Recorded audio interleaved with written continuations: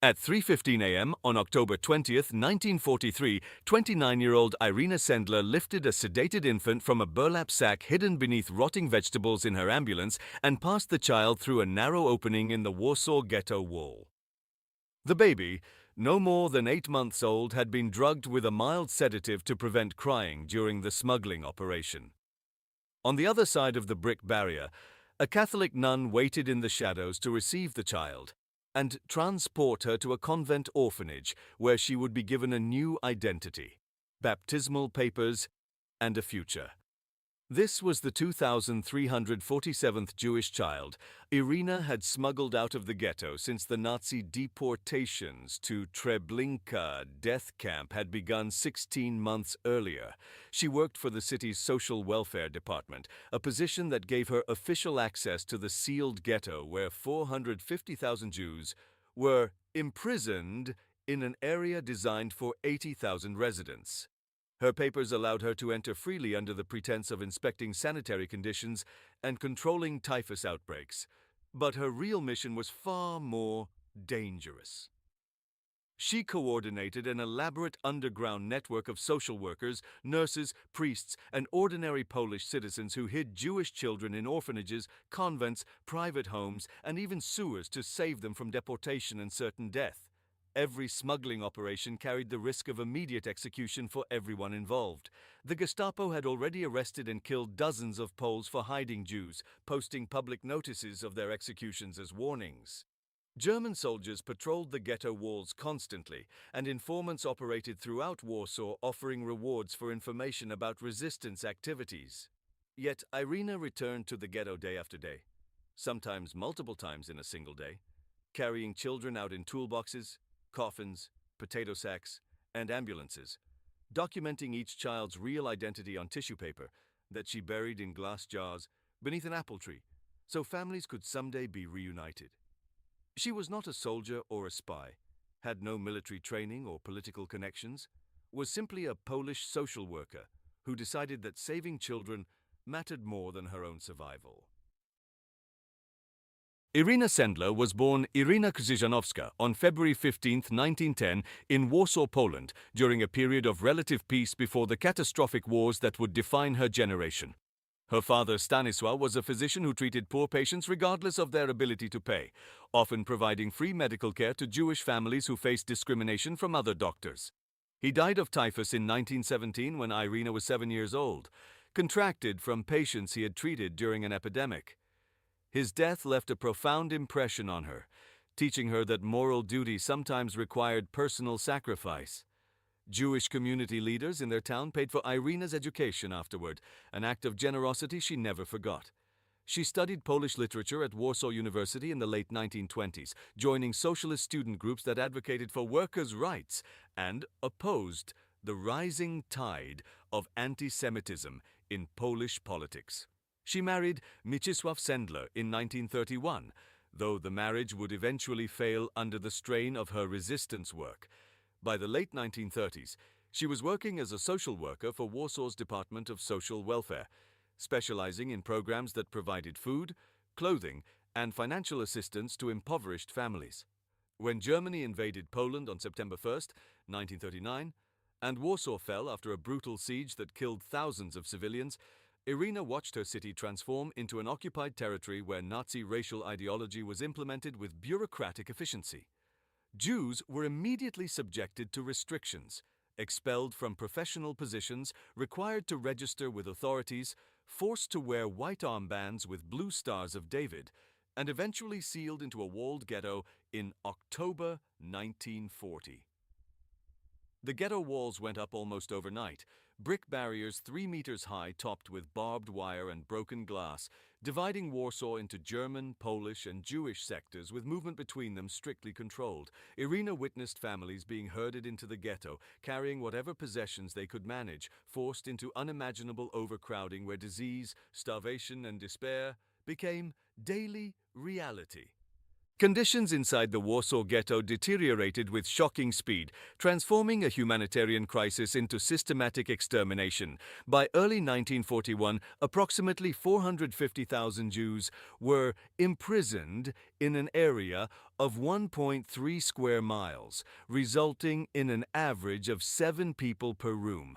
The Nazi occupation authorities provided starvation-level food rations of approximately 180 calories per day, less than 10% of what humans need for survival. Typhus epidemics swept through the overcrowded buildings, killing thousands monthly. Bodies lay in the streets because families couldn't afford burial and municipal services had collapsed.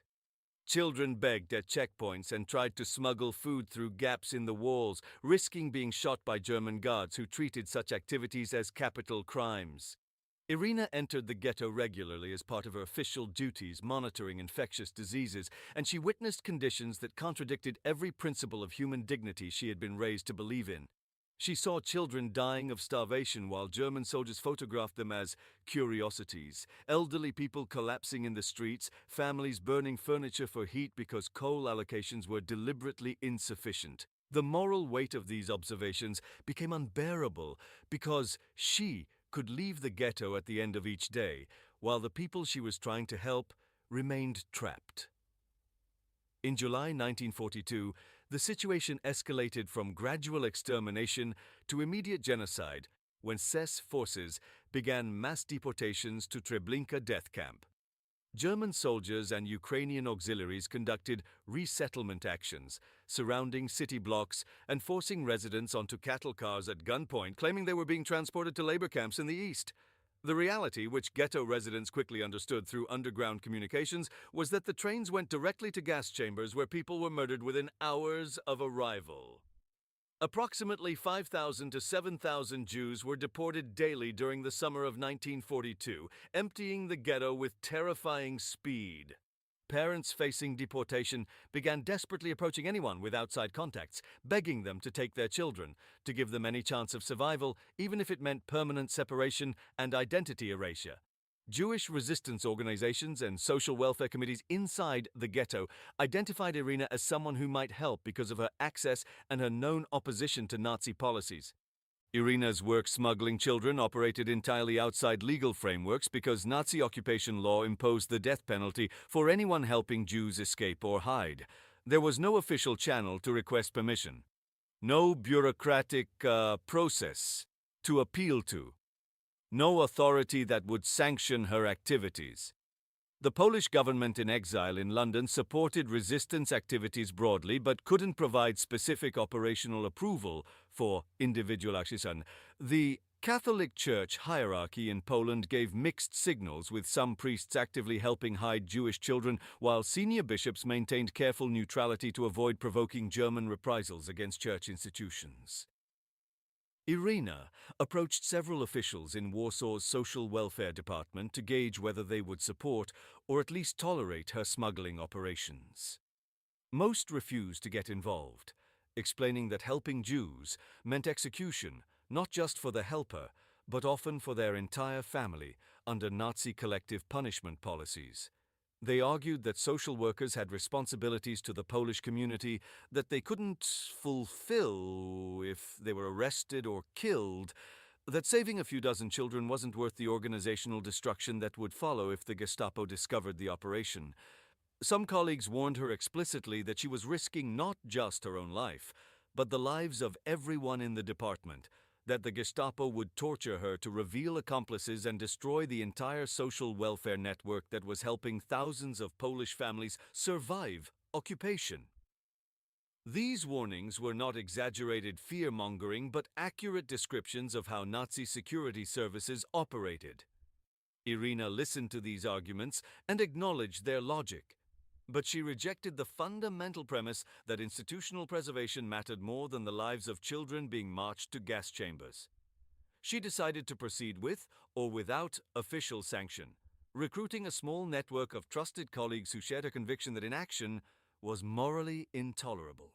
Smuggling children out of the Warsaw Ghetto required elaborate planning, careful coordination, and the development of multiple extraction methods adapted to different circumstances. Irena and her network, operating under the codename Jagota's Children's Division, developed a systematic approach that involved identifying children whose parents agreed to give them up, forging identity documents, arranging safe houses, and creating cover stories that could withstand Gestapo scrutiny. The first step was always the most heartbreaking, convincing parents to surrender their children to strangers with no guarantee they would ever be reunited.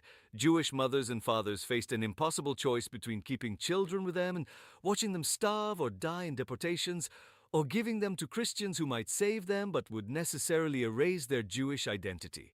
Many parents initially refused, unable to accept permanent separation.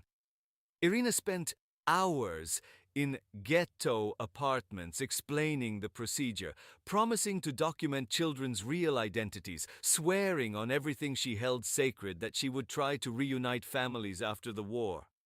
Once parents agreed, Irena's network obtained false birth certificates and baptismal records from sympathetic priests, created cover stories about children being orphaned by bombing raids or typhus, and arranged placements with families or institutions willing to hide them. The actual smuggling employed various methods depending on circumstances. Infants were sedated with mild opiates and hidden in toolboxes, parcels, or body compartments in ambulances. Older children were taught to pretend to be sick or dead and smuggled out in coffins or as supposed typhus victims. Some escaped through the courthouse that had entrances in both the ghetto and the Polish sector, pretending to be there for legal business. Others were led through the sewers, crawling through filth and darkness for hours to emerge outside the walls. Irena recruited ambulance drivers, nurses, and municipal workers who could provide cover for the habitations. She obtained blank German documents that could be forged, acquired sedatives from sympathetic pharmacists, and coordinated with priests and nuns who operated orphanages and convents. The preparation never felt adequate, and on October 20th, 1943, the Gestapo finally caught Irena. She had been under surveillance for weeks after an informant reported suspicious activities around her apartment. German security police arrested her at her home, finding lists of names and addresses before she could destroy them. They transported her to Pawiak prison, Warsaw's most notorious detention facility, where thousands of resistance members had been tortured and executed. Her interrogation began immediately and continued for weeks with escalating brutality. Gestapo officers beat her with clubs, broke her feet and legs with hammers, and subjected her to other tortures designed to force her to reveal the locations of hidden children and the names of her accomplices. The pain was excruciating, but what haunted her more was the knowledge that revealing information would doom hundreds of children and dozens of families hiding them. She knew exactly what the Gestapo wanted because they showed her photographs of children they suspected she had smuggled, demanded addresses of safe houses, asked for names of priests and nuns involved in the network. Every answer she gave was either a lie or a deliberate misdirection designed to protect the network, even if it meant prolonging her torture. She told them stories about children who had already been moved, gave addresses of abandoned buildings, named people who had died or left Warsaw. The interrogators didn't fully believe her, but they also couldn't definitively prove she was lying. After weeks of torture yielded minimal useful intelligence, they scheduled her execution. She was taken to a wall where Polish prisoners were routinely shot, and she prepared to die knowing she had protected the children even if it cost her everything. But at the last moment, before the execution could be carried out, she was pulled aside by a German guard who had been bribed by Jagota resistance members. The organization had paid an enormous sum, liquidating most of its operational funds to buy her freedom. The guard escorted her out a side entrance and released her with instructions to disappear immediately. She was officially listed as executed in German records, but she was alive, crippled from torture, and still committed to continuing her work despite everything she had endured. The Gestapo investigation into the children's smuggling network continued long after Irena's escape, demonstrating both the operation's significance and the difficulty of completely suppressing resistance activities. German security services knew the hundreds or possibly thousands of Jewish children had been hidden throughout Warsaw and surrounding areas, but they lacked the resources and informant networks to locate them all. They arrested several priests and nuns suspected of hiding children, but most refused to provide information even under torture. Some Catholic institutions were raided and searched, but children had been dispersed so widely that no single raid could uncover more than a handful. The Gestapo also struggled with a fundamental problem. Many hidden children were very young and had been successfully integrated into Christian families with forged documents that were often indistinguishable from genuine papers. Identifying which orphans in which institutions were secretly Jewish required either confession or betrayal, and both proved difficult to obtain. Irena's careful documentation system, with children's real identities written on tissue paper and buried in glass jars, remained undiscovered throughout the war. The Gestapo never fully understood the scale of the smuggling operation or identified all participants. Several of Irena's network members were arrested and executed, but the network itself survived through decentralized structure and compartmentalized information. Individual safehouse operators didn't know the full extent of the network, so even if captured, they could only reveal their own small piece. This operational security, combined with the support of significant portions of Warsaw's Polish population who refused to inform on Jews despite German incentives, allowed most of the hidden children to survive until liberation.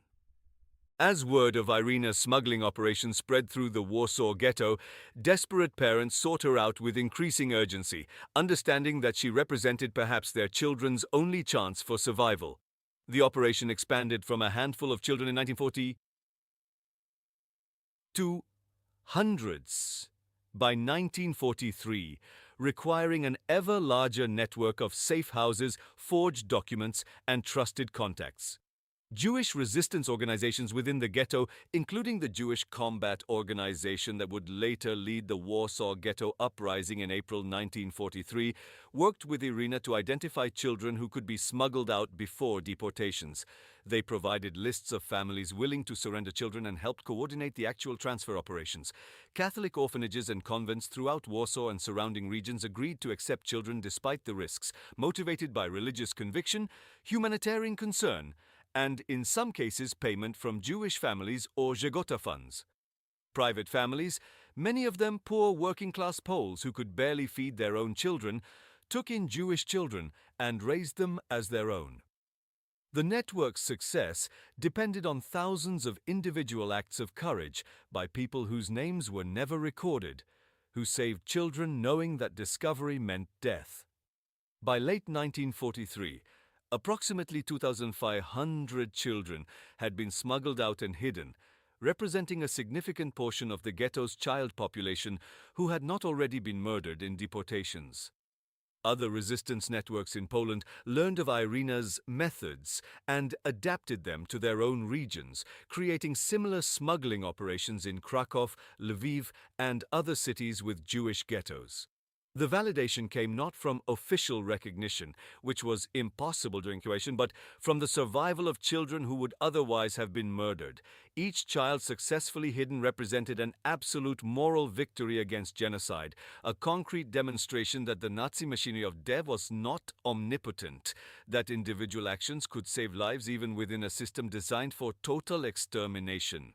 The Polish resistance leadership in Warsaw recognized the strategic and moral value of Irena's work, but struggled to provide adequate support given their limited resources and competing priorities. Gestapo, the underground council to aid Jews, provided some funding and organizational coordination, but it operated with chronic financial constraints and faced competing demands from thousands of Jews hiding throughout Poland who needed food, documents, and shelter. Military resistance leaders argued that resources should be concentrated on armed operations that might liberate larger numbers of people rather than individual rescue efforts that saved relatively small numbers. They pointed out correctly that the resources spent bribing guards and forging documents for one child could potentially fund resistance operations benefiting hundreds. Irena countered that armed resistance had failed to prevent the Holocaust, and that saving individual children had absolute moral value regardless of strategic considerations. The debate was never fully resolved, and Irena operated with partial support from Gestapo, but often had to improvise funding and resources independently. The Catholic Church's role remained ambiguous throughout, with individual priests and nuns providing extraordinary help while the institutional hierarchy maintained public neutrality to protect church property and personnel. After Irena's arrest and miraculous escape, some Jegota leaders urged her to leave Poland and escape to neutral territory where she could avoid recapture. She refused, arguing that the children still needed protection and that abandoning her work would dishonor everything she had suffered for. She continued coordinating the network in hiding under an assumed identity until Warsaw's liberation in January 1945. Never fully recovering from the injuries sustained during torture but never ceasing her efforts to protect the children she had saved. When Soviet forces liberated Warsaw in January 1945, Irena retrieved the glass jars she had buried beneath an apple tree and began the heartbreaking process of trying to reunite children with surviving family members. Of the approximately 2,500 children she had saved, only a handful could be returned to parents or relatives because most Jewish families had been completely annihilated. The vast majority of children remained with their adoptive families or in orphanages, many having forgotten their Jewish identities after years of living as Catholics. Some children refused to believe they were Jewish, having been raised as Christians from such young ages that they had no memory of their biological parents. Irena spent years advocating for these children, trying to preserve their knowledge of their origins while respecting the bonds they had formed with the families who had saved them. After the war, communist authorities in Poland showed little interest in commemorating rescue efforts because they conflicted with the regime's preferred narratives about resistance being led exclusively by communist partisans. Irena worked as a social worker in post-war Poland, living quietly without public recognition for decades. Her story only gained international attention in 1999 when Kansas high school students researching Holocaust rescuers discovered her name in a footnote and created a play about her life that brought her global recognition. She was subsequently nominated multiple times for the Nobel Peace Prize, received Israel's Righteous Among the Nations honor, and was celebrated throughout Poland and internationally. She died in 2008 at age 98, having lived long enough to see her actions properly recognized. Her legacy demonstrates that organized rescue efforts could save thousands during the Holocaust when individuals chose to act despite enormous risks. That ordinary citizens possessed more agency than post-war narratives sometimes acknowledged, and that moral courage doesn't require military power or political authority, only the willingness to value others' lives as much as your own. The girl who smuggled children out of the Holocaust saved more Jewish lives than any other individual rescuer during World War II, proving that systematic genocide could be resisted not just through armed rebellion, but through the patient, dangerous work of protecting the most vulnerable one child at a time.